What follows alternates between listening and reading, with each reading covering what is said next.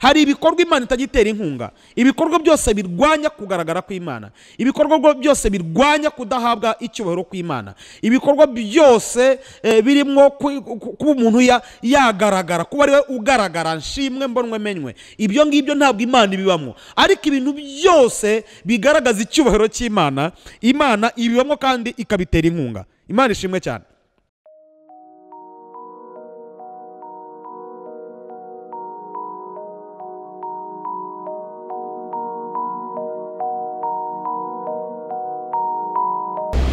Turabashuhuje bene data, nshuti z'Umwami Yesu, bakunzi baduhumurizanye TV.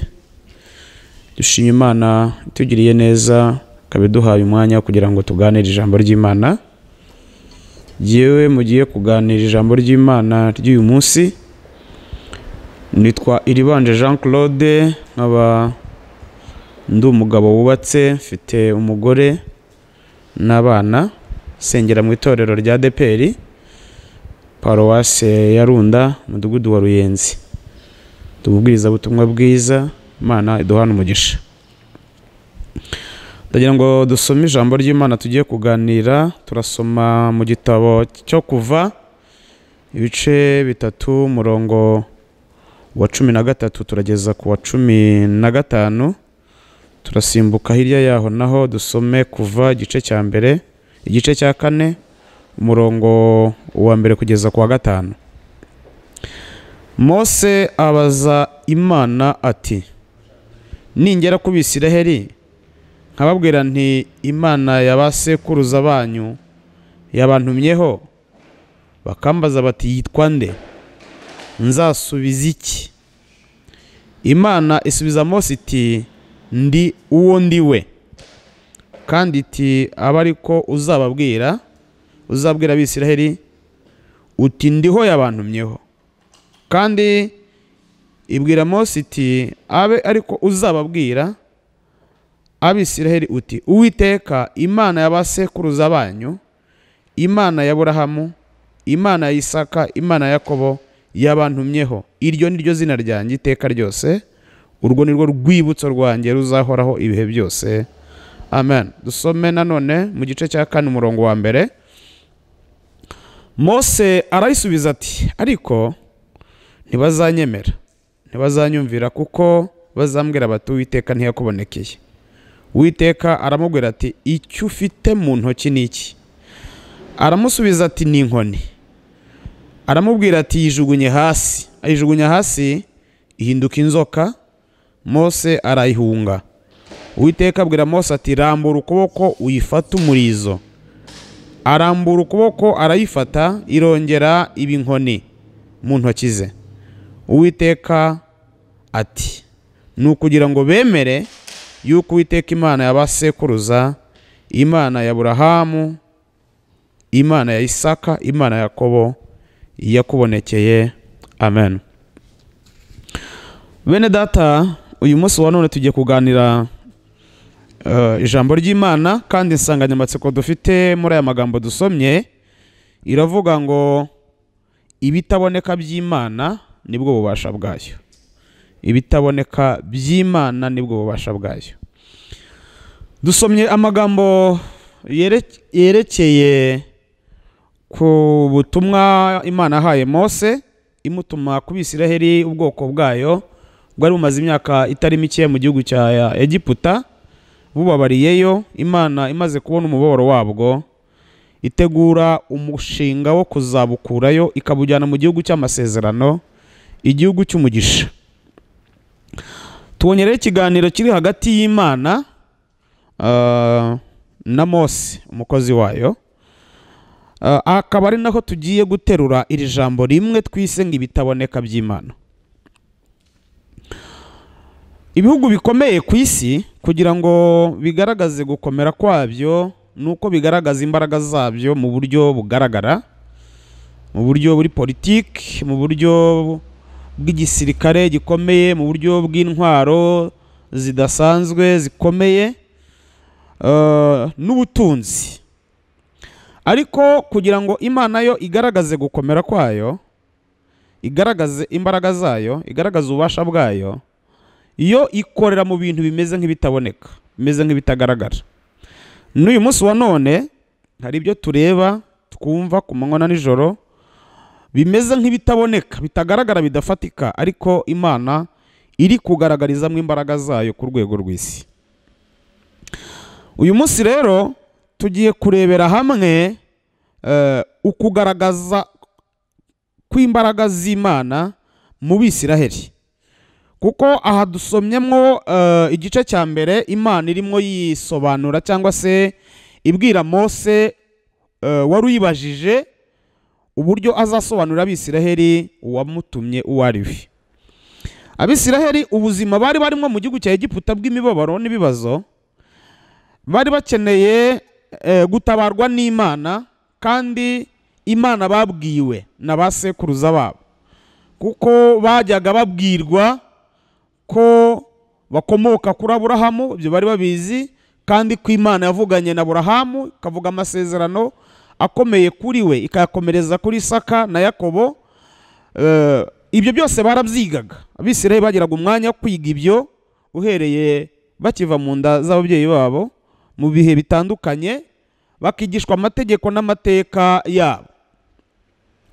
Ariko ubuzima bari barimo mu gihugu cya Egiputa bwari bubagejeje habi, ku buryo bari batacyumva ko iyo Mana ibazi, ibatekereza, kandi igikomeje ijambo yavuganye nabo. Niyo mpamvu bari barihebye, barataye ibyiringiro, kandi barakubititse kubera uburetwa bakoreraga mu gihugu cya Egiputa.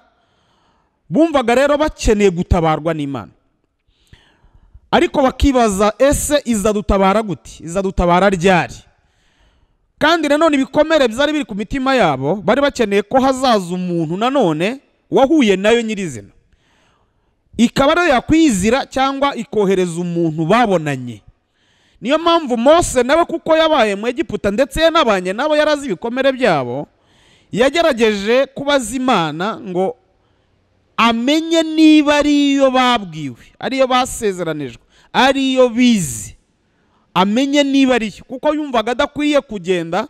Nubwo yasa nk'uwari wabonye ibimenyetso bigaragaza ko yamwiyeretse, yumvaga adakeneye kuza kugenda gutyo gusa, ahubwo yari akeneye kujyana ibihamya bifatika bigaragaza neza koko yahuye n'Imana. Abaza Imana rero uko yitwa. Haleluya. Ayibaza uko yitwa. Ndashaka kuza kuvuga ubutumwa 7 buzingiye mu izina yamubwiye, izina ryitwa Uwiteka. Haleluya. Ubutumwa Imana yateruye ikazingira mu izina ryayo, iramubwira ngo ndiho, nduwo ndiwe. Hanyuma yongera kumubwira ko yitwa ndiho, yongera kumubwira ko yitwa Uwiteka. Ayo mazina niyo yamwibwiyemo, ariko turi burebere hamwe ubutumwa bukubiye muri aya mazina, muri iri zina Imana yari ibwiye Mose ubwo yari imuhaye ngo ajyane. Hanyuma dusomye mu gice cya 4 naho, aho nanone ari guhabwa indi message, iyo iri mu nkoni. Haleluya. Iri kumuha ubutumwa nanone buri mu nkoni, kandi ajyanye mu nkoni ya Mose. Hari harimo ubutumwa 2. Ubutumwa bwa mbere bwari ubutumwa bwo kubwira Abanyegiputa, abatizera, abapagani bababaje Isiraheli, bayikubise bakayigeza kure. Hari harimo nabo ubutumwa 10 buri muri iyo nkoni bari bagenewe. Hanyuma ubundi butumwa bwa kabiri, nubwo tutari buze kuvugaho, ni ubutumwa nanone bwari bugenewe Abisiraheli, kuko murabizi neza ko mu gihugu cya Egiputa Imana yigaragarije uburyo butandukanye nuko yigaragarizaga mu Bisiraheli. Imana yacu nihabwa icyubahiro. Ukwigaragaza kw'Imana, Imana iyo yigaragaza muri bya bintu bitaboneka cyangwa bidafatika navuze, igira uko yigaragariza abayubaha. Kuba yubaha ibigaragariza ku rwego rwo gutegura kubagirira neza. Abantu bayubashye, abantu bayizera, Imana mu bitaboneka byayo igaragaza ishaka kubereka gukomera kwayo. Ibyo nibyo yakoresheje ya nkoni rero, aho bageze ku nyanja itukura, Mose yerambitse imbere y'Abisiraheli, amazi imbere y'inyanja, amazi akavamwo. Murabizi uburyo yakubise igitare, amazi akaboneka. Murabizi ibitangaza byakoreshejwe n'inkoni imbere y'Abisiraheli. Iyo ni message yari iri mu nkoni ariko ireba abubaha Imana. Kuba tubaha Imana, muzi imirimo n'ibitangaza Imana yakoresheje Mose mu gihugu cya Egiputa ikoresheje inkoni. Nanone umunsi wa mbere Imana yeretse Mose ko ari Imana iba hose. Ibitangaza bitatu bya mbere yeretse Mose ko ari Imana iri hose, yafashe ifite byose. Kuko message ya mbere yabaye ubutumwa bwaturutse mu mazi. Inkoni yahamagaye yateje amazi yose yo muri Egiputa kuba amaraso.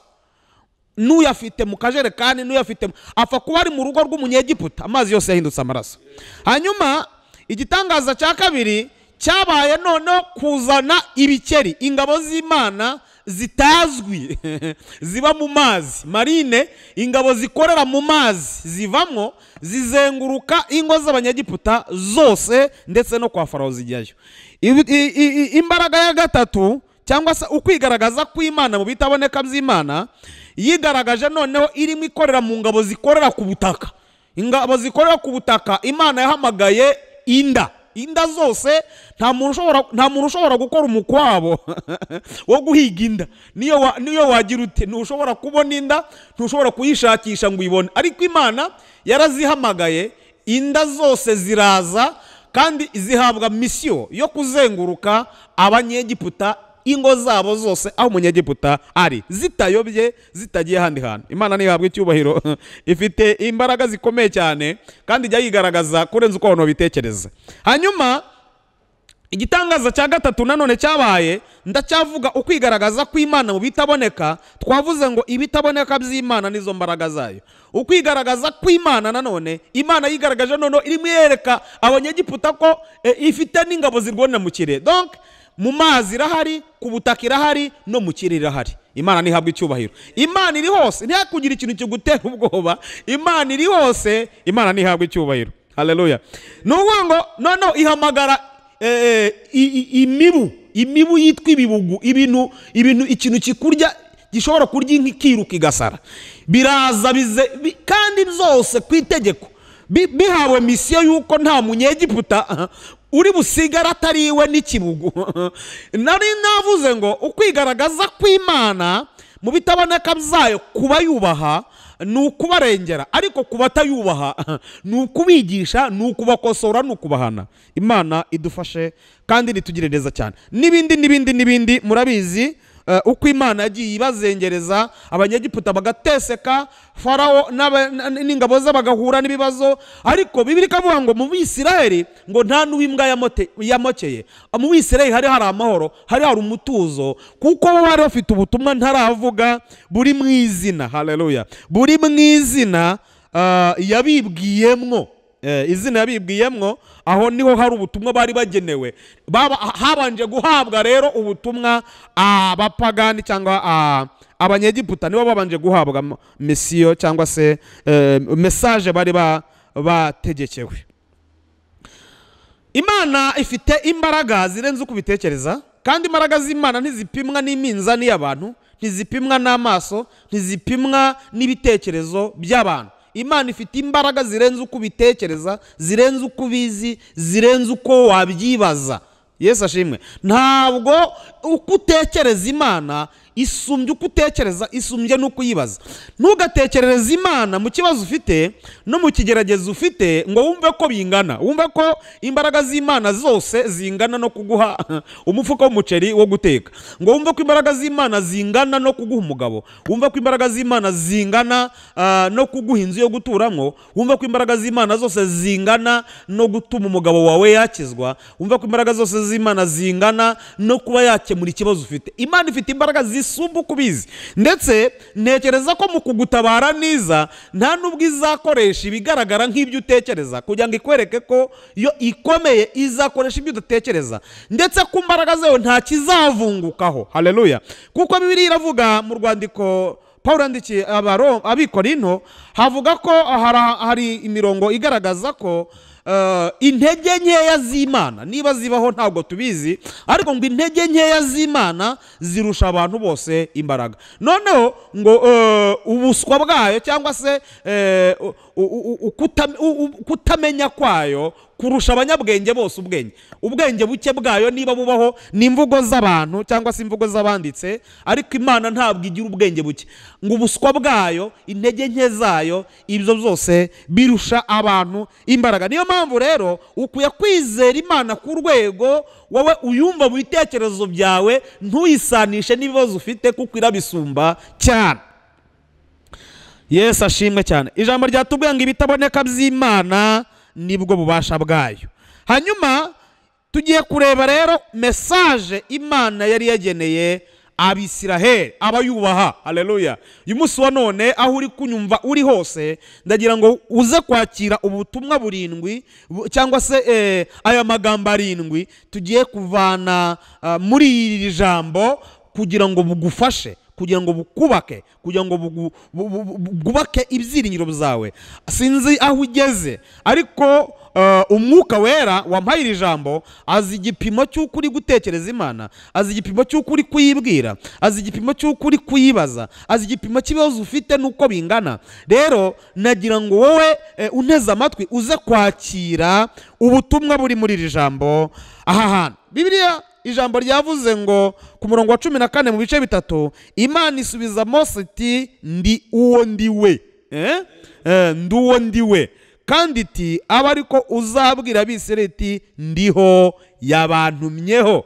Kandi Imana ibwira Mose iti aba ariko uzabwira Abisirayeli iti uti Uwiteka Imana ya basekuruza banyu, Imana ya Aburahamu, Imana ya Isaka, Imana ya Yakobo yabantumyeho. Iryo ni ryo zina ryanjye iteka ryose. Amen. Imana yari izi ko ibyo Mose arimo ayibaza ari ukuri, kuko yari izi Abisirayeli urugero rw'ibyo bakeneye. Hanyuma iramwibwira mu cyubahiro cyayo n'ubudahangarwa bwayo, iramwibwira. Hanyuma imaze kumwibwira yumva niyo koko, yumva niyo Abisirayeli bari bakeneye bifuzaga. Imana ishimwe. Iri zina ry'Imana ryitwa ndiho, mu zindi mvugo bita yawe, ndiho ni izina rikomeye cyane. Hari umupasitori umwe w'umuhanga cyane nkunda, yigeze avuga ngo iri jambo, iri zina ryitwa ndiho, ngo ni nk'uwagusinyira, ngo ni nk'umuntu wagusinyira sheke y'amafaranga agasinya, ariko ntashyireho umubare w'amafaranga ukeneye, akakubwira ngo uze kwiyuzuriza. Donc uze kwiyuzuriza ibyo ukeneye, ibiri ku rugero rw'uko wifuza. Niko umupasitori yavuze. Ni inshuti yanjye, ndamukunda cyane. Hanyuma turebere hamwe amagambo arindwi nahoze mbabwira, nakomeje kubakumbuza. Ijambo rya mbere riri muri iri zina ryitwa ndiho ni ijambo rivuga ngo ni Imana yigenga. Imana yigenga, independent, ni Imana yigenga. Ni Imana yigenga mu byikora byose, ntigisha inama, ntawibaza. Nta muntu Imana ibaza ngo ese nkore nte, nta muntu Imana ibaza ngo ese nkore iki, nta muntu Imana ibaza igisha inama ngo ese ibintu bigende bite. Iki igiye gukora igikora yakigambiriye, yagishatse. Ni Imana yigenga. Iyi niyo message ya mbere Imana yari igeneye Abisirayeli, kubamenyesha ko ari Imana yigenga mu bintu byose. Hari igihe umuntu aba mu bibazo n'intambara agasigara yibaza ngo kuki Imana yemeye ko ibintu bibaho, kuki Imana yemeye ko izi ntambara ziza, kuki Imana yemeye ko mpura n'ubukene, kuki Imana yemeye ko ibibazo bigenda bitya, kuki Imana yemeye ko nirukanwa mu kazi, kuki Imana yemeye ko ngeza muri imyaka ingana gutya ntarashaka, kuki Imana yemeye ko bigenda gutya, kuki donc kuki kaba kuki muri we yibaza ngo kuki Imana byemeye. Ariko igisubizo ni iki. Imana yacu ni Imana yigenga. Dusomeye Yesaya ibice 45, umurongo waho wa 5 turageza ku murongo wa 7. Yesaya 4:5, umurongo wa 5 kugeza kuri 7 aravuze ngo nijye Uwiteka, nta wundi, nta yindi Imana ibaho itari jye. Nzagukenyeza n'ugutigeze kumenya, kugira ngo uhereye iburasirazuba ukageza iburengerazuba bamenye ko nta yindi iriho itari jye. Nijye Uwiteka, nta wundi ubaho. Nijye urema umucyo n'umwijima, nkazana amahoro n'amakuba. Jye Uwiteka nijye ukora ibyo byose. Ni ukuvuga ngo ukwiye kubyumva kuko niko kuri, ukwiye kubyumva. Imana irizi. Ahangaha tubwiye ko yo irimo irivuga ngo ni jye, ni jye, je suis, ni jye, c'est moi, ni jye, ni jyewe, ni jye Uwiteka, ni jye ushoboye, ni jye ukora ibi, ni jye urema, ni jye uzana ibi, ni jye wemera ko bibaho. Donc ukwiye kumva Imana ko ari Imana yigenga mu byikora. Yesu ashimwe. Ukamenya ko ari Imana yigenga mu byikora, ari Imana yigenga muri gahunda zayo zose. Imana ishimwe cyane. Ibyo rero abise bagombaga kubyumva, bikabanza bikabamaramo amahane bari bafite ashingiye ku bibazo n'ibikomere bari bafite mu mitima byo kwibaza ngo ariko kuki niba ari Imana koko yavuganye na sogokuruza Aburahamu, kuki tubabariye mu Egiputa, kuki dukubiswe dutya, kuki tuzengereye, kuki tumerewe gutya, nukubera iki? Ese ubwo bitumariye iki niba koko Imana ishobora kwemera ko bigenda gutya? Imana yagira ngo ibabwire ko yigenga. Ijambo rya kabiri riri muri iri zina riravuze ngo ni Imana ikunda gukorana n'umuntu. Ni Imana ikunda gukorana n'umuntu. Ni Imana ikunda gukorana n'abantu. Aha naho harimo ubutumwa Abisirayeli bari bakeneye muri kiriya gihe, kuko uko bumvaga bayishaka, bumvaga bashaka ko y'ubwayo ariyo yaza, ariyo yaza ikabiyereka, ikabigaragariza, ndetse bakayibona mu buryo bukomeye, nk'uko yigaragarije Aburahamu, nk'uko yamuvugishije. Bari barabyize, bari babizi, babisobanukiwe, bumvaga ari uko bayishaka ngo ize gutyo. Ariko ibereka ko aha harimo ubutumwa bugaragaza ko Imana ushobora kutayibona gutya vis-a-vis, ariko ukayibonera mu muntu. Ni Imana yakorera mu muntu ikigaragaza, umuntu akajya yayibona. Yesu ashimwe cyane. Uyu mwanya tuvugana mpagaze handimo nigisha ijambo ry'Imana, ndabizi neza yuko uri bufashwe mu izina rya Yesu, ndabizi neza kuri buhembuke mu izina rya Yesu. Ntabwo yari buzi Imana ngo ifate iyi mikrofone ihagarare hano yigisha ijambo ry'Imana, ahubwo iyo ubwayo yantumye impumekeraho ijambo ryayo kugira ngo nze mpagarara ahangaha nigishe. Nimara kwigisha nawe uhembuke aho uri, ufashwe ugubwe neza. Donc ni Imana ikorana n'umuntu, kwari ukugira ngo batazasuzugura Mose, batazamuca amazi, bakumva ko ese kuki tizi, kuki yagutumye ntigira amaguru, kuki yagutumye, kuki taje, iyo yizira habaye iki, byatewe n'iki kuki taje. Rero Imana ni Imana ikorana n'abantu. Ukwigaragaza ko Imana ijya ikorana n'abantu. Ni Imana yakorana n'abantu, ni Imana yakorana n'abantu. Ushobora kutazabona Imana igenda mu buzima bwawe, ariko uzabona Imana ikoresha abantu ku buzima bwawe, kugira ngo uzagera aho ugeze. Nushaka uze kwiha umukoro, uraza gusanga ahantu ugeze hose uhagejejwe n'umuntu, ariko Imana yakoreye muri we, aguha iyo promosiyo, agucira iyo nzira, winjira mu kazi.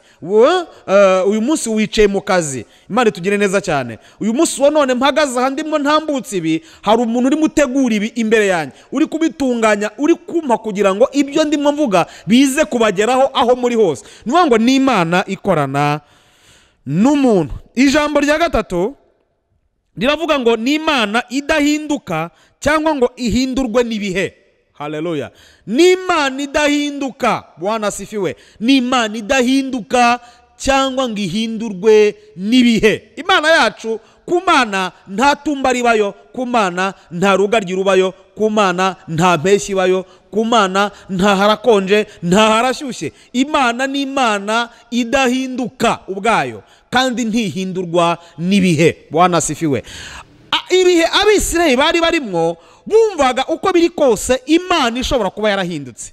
Uko biri kose, uko biri kose, niba yaravuganye na sogokuruza Aburahamu, ikaba yaramudutumyeho, ikamuha ubutumwa agomba kutugezaho, ikamuha ubutumwa agomba kutubwira, ikamusezeranya ko tuzabaho mu rubyaro rwe. bishobora kuba byarahindutse, bishobora kuba byarahindutse, ishobora kuba itakiriyo, ishobora kuba yarahinduye gahunda. Aho tuko biri kose, ubuzima Aburahamu yabayemo, ubuzima Yakobo yabayemo na Isaka, ubuzima twabayemo hano muri Egiputa, bushobora kuba bwaragiye butuma Imana nayo igenda ihindagurika. Hari igihe umuntu agera mu gihe akasigara batari kubanza Imana itakiri ya yindi, ubanza itakiri ya yindi batubwiye. Ariko si ubu niyo batubwiye. Ijambo ry'Imana narasomye mu gitabo cy'Abacamanza, igihe Imana ivugana na Gideon imuhamagara, yaramuhamagaye iramubwira ngo urahuwa munyembaraga we ugira n'ubutware. Abwira Imana ngo mutware, abwira marayika ati mutware, niba Uwiteka ari kumwe natwe kuki ibi byose bitubaho?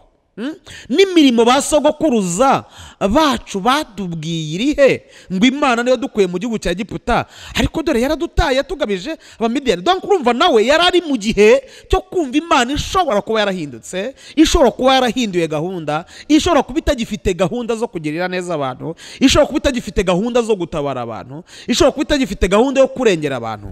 Ariko ndagira ngo ni Imana, haleluya, Imana yacu ni Imana idahinduka cyangwa ngo ihindurwe n'ibihe.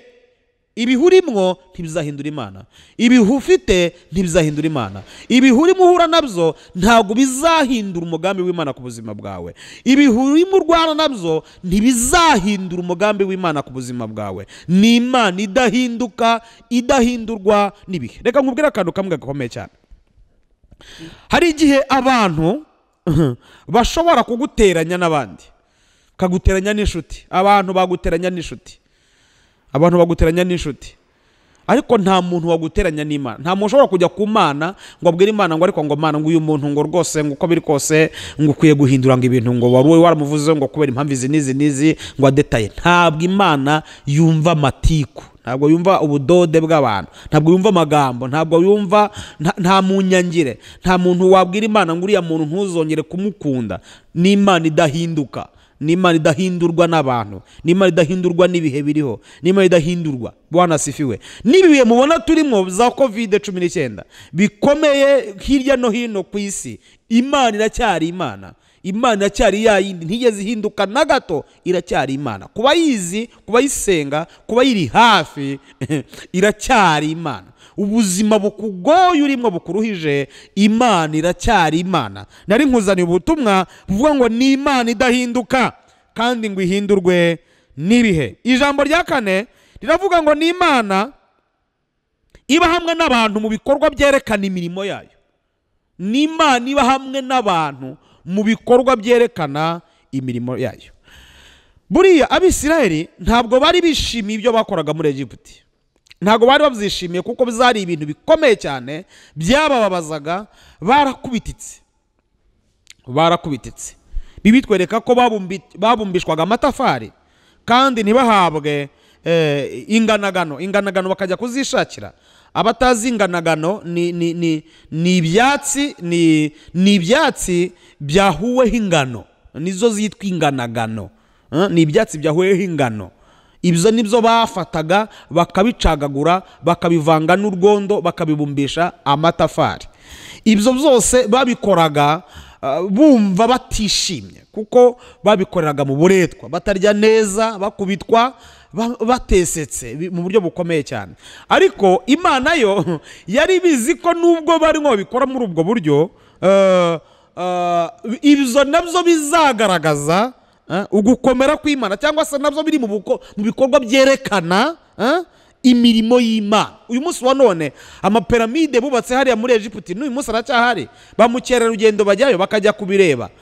N'uyu munsi wa none nabo ubwabo barabizi, ni ibintu bitazasenyuka, bitazavaho, bikiri aho ngaho, byose bigaragaza imirimo y'Imana. Ni Imana rero iba hamwe, iba mu ruhande, cyangwa se ibana n'abantu mu bikorwa biyerekana. Hari ibikorwa Imana itagitera inkunga, ibikorwa byose birwanya kugaragara kw'Imana, ibikorwa byose birwanya kudahabwa icyubahiro kw'Imana, ibikorwa byose birimo kuba umuntu yagaragara, kuba ariwe ugaragara, nshimwe mbonwe menywe. Ibyo ngibyo ntabwo Imana ibibamo. Ariko ibintu byose bigaragaza icyubahiro cy'Imana, Imana ibibamo kandi ikabitera inkunga. Imana ishimwe cyane. Hari igihe nko mu rusengero abantu abayobozi b'itorero bicara bakavuga bati tugiye gutegura igiterane, bagakora inama, tugiye gutegura igiterane iki n'iki, igiterane kizaba gifite intego iyi n'iyi, bagakora inama abayobozi bakabyanzura, igiterane bakagitegura, bagatumira abigisha, bagatumira abaririmbyi, ibintu byose bakabishyira ku murongo neza. Igiterane umunsi wo gusozwa kwacyo cyangwa se umunsi wo gutangira kwacyo cyangwa kigeze hagati, wazajya kumva Imana iravuze, umuhanuzi arahanuye ati nimwumve uko mvuze ndi Uwiteka, ati ibintu n'igihe wabiteguye. Kandi n'abayobozi bicaye barabitegura, ariko ikabyitirira kuko yabonye ko byabaye byiza. Imana yitirira ibintu byiza byose, ibintu byose bigaragaza icyubahiro cyayo, ibyidekararaho ikabyitirira ko ari ibyayo. Ni Imana iri kumwe natwe mu bikorwa bigaragaza icyubahiro cyayo, bigaragaza imirimo yayo, uko ugambira gukorera Imana, uko ugambira gukora ibikorwa byiza, uko wumva washyigikira umurimo w'Imana, uko wumva watera inkunga umurimo w'Imana, uko wumva washyigikira imirimo yose igaragaza icyubahiro cy'Imana, uko wumva washyigikira abakozi b'Imana, uko wumva washyigikira itorero ryawe, uko wumva wakorera Imana kose, ibyo bintu Imana irabikunda kandi ikabyitirira, ikabyidekararaho, ikabyita ibyayo. Ni Imana iri kumwe natwe mu bikorwa bigaragaza icyubahiro cyayo. Ijambo rya gatanu riravuga ngo ni Imana yera. Iri ni ijambo rya gatanu riri muri rya zina nabwiye ryitwa Uwiteka cyangwa se ndiho yawe. Ni Imana yera. Haleluya. Uku kwera kw'Imana bisobanura ukutagereranywa, ukutagereranywa kw'Imana cyangwa ukudahemuka kw'Imana. Imana ishimwe cyane. Ni Imana itagereranywa, ni Imana idahemuka. Haleluya. Abantu bashobora kuguhemukira ku rwego utabitekerezaga, abo mu kazi, abo muvukana, aho washatse, aho washatswe, uwo mwashakanye, abo mubana muri sosiyete, bashobora kuguhinduka bakakureka, ariko ni Imana idahemuka. Haleluya. Ntabwo Imana izaguhemukira, ntabwo Imana izakora ikosa ryo guhemuka, ntiyabitinyuka, ntiyabikora. Ni Imana idahemuka, ni Imana yera. Kwera kw'Imana bisobanura ubudahemuka bwayo n'ubunyangamugayo bwayo n'ukutagereranywa kwayo. Yesu ashimwe. Iyi mesaje byose abise bari bayikeneye kugira ngo bamenye ko ari Imana itagereranywa. Ntiwabona ishusho wayishushanya, ntiwabona uko wayigereranya nayo. Paul yigeze abwira abantu bo mwatanaye ko itagereranywa n'amazahabu n'ibintu byo mu isi. Ni Imana itagereranywa, ni Imana yera, ni Imana itunganye, ni Imana idahemuka. Mesaje iri muri rya zina rya ndiho ya gatandatu iravuga ngo ni Imana irinda ijambo yavuze. Haleluya. Ni Imana irinda ijambo yavuze. Ni Imana irinda ijambo yavuze. Bwana asifiwe. Buriya Imana ivuze ijambo ku buzima bwawe, uhereye uwo munsi ihita itangira akazi ko kuririnda. Kandi uko irinda ijambo yavuze ni nako irinda n'uwo yarivuzeho.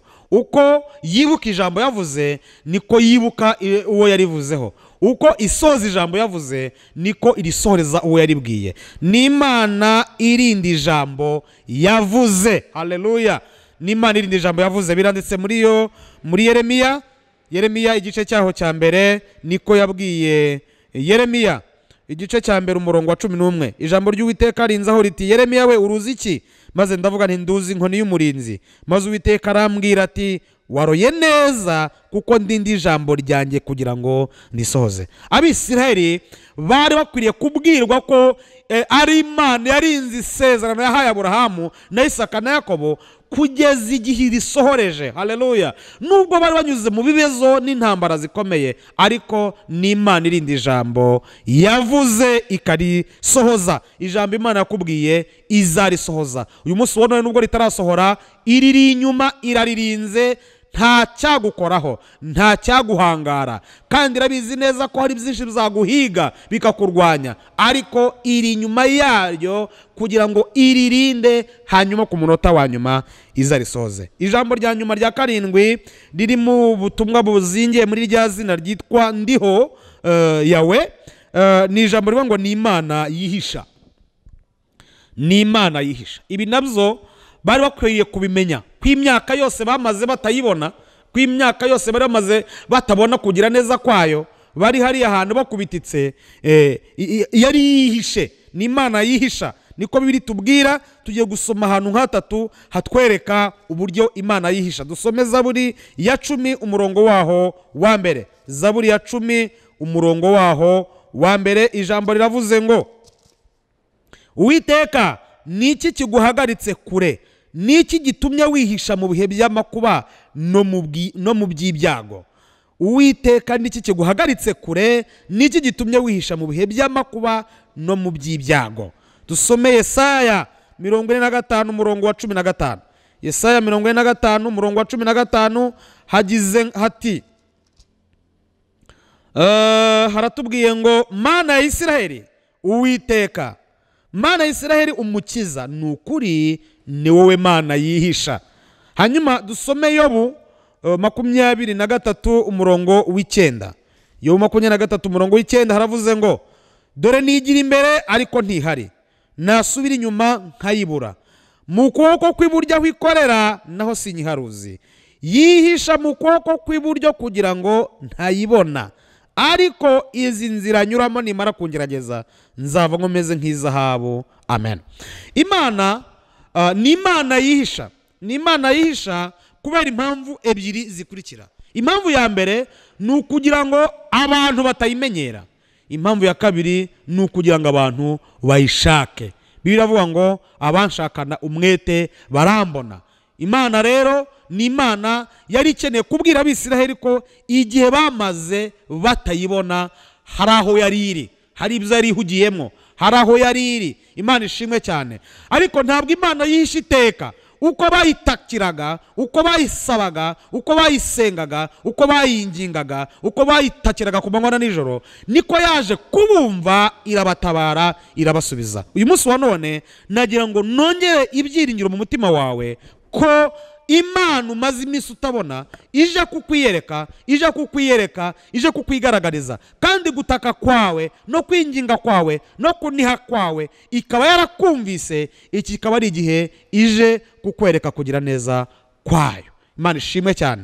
Twari turi rero muri uyu mwanya w'ijambo ry'Imana, ndagira ngo tugane ku musozo dusenga. Navuze ngo ibitaboneka by'Imana nizo mbaraga zayo. Imana ishimwe cyane. Tubonye ubutumwa bwahawe abanyegiputa bwari buri mu nkoni, tubonye n'ubutumwa bwahawe abizera cyangwa abakristo bwari Abisiraheli bwari buri mu izina ryayo. Uyu munsi wa none ukwiye kumenya uwo uhagaze. Sinzi aho uhagaze. Ese uhagaze mu gice cy'abantu Imana igiye kwiyerekera mu nkoni, cyangwa se uhagaze mu gice cy'abantu Imana yakwiyerekera mu izina ryayo? Twabonye ko mu nkoni hari harimo inyigisho zo gucyaha no kwigisha no gukosora abatizera, ariko mu izina ryayo hari harimo ubutumwa bwo guhumuriza abakiranutsi, Abisiraheli, ubwoko bwayo bwari bwaratakiye Imana, bwarayirindiriye. Imana iduhana umugisha. Ndagira ngo dusenge Imana. Wowe ubwawe n'umutima wawe uraza kumenya aho uherereye, ariko ndakubwiye ngo humura, Imana imaze iminsi ikwihishe. Igihe ni iki ngiki kugira ngo yitamurure, yigaragaze. Dusenge. Mana, mu izina rya Yesu tugushimiye uyu mwanya mwiza w'ijambo ryawe ritambutse. Nyemerera abazarikurikira bose bazagubwe neza naryo, bazafashwe naryo, bazakomezwe naryo aho bari hose, bazahembuke, imitima yabo izongera isubire ku rufatiro rwo kugutegereza no kukwizera no kwihanganira ibihe baba barimo kugeza igihe uzabarengera. Tubisabye Imana mu izina rya Yesu. Amen. Ndagira ngo dutange adresse yacu. Telefone yanjye ni 0785 500 7976 0785 500